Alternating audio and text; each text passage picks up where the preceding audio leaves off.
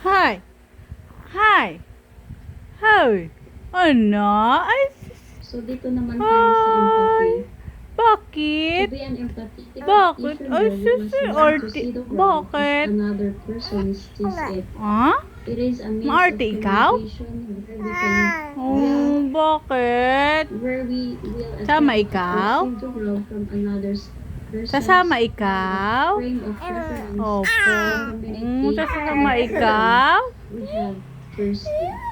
So, yung empathy po kasi is the ability to deeply understand and share feelings, thoughts, Wag and po.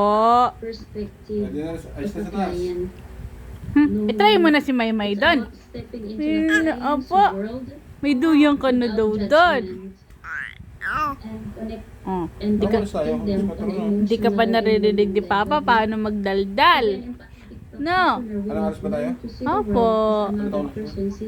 Bilang isang social worker, counselor, kailangan natin subukan o subukan, try na makita ang mundo mula sa pananaw ng kliyente mo. Parang ilagay mo yung sarili mo sa sitwasyon na meron ang kliyente mo para mas maintindihan mo pa at mas matulungan mo pa maayos.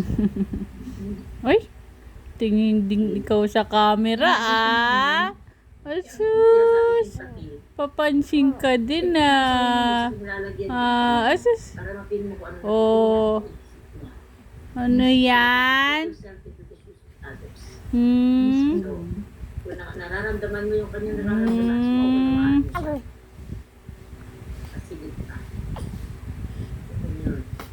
Kasi sinabi empathic responding, so ibig sabihin nag-response na ng gano'n kasi nararamdaman mo at nauunawaan mo ang kanyang sitwasyon. Tara na.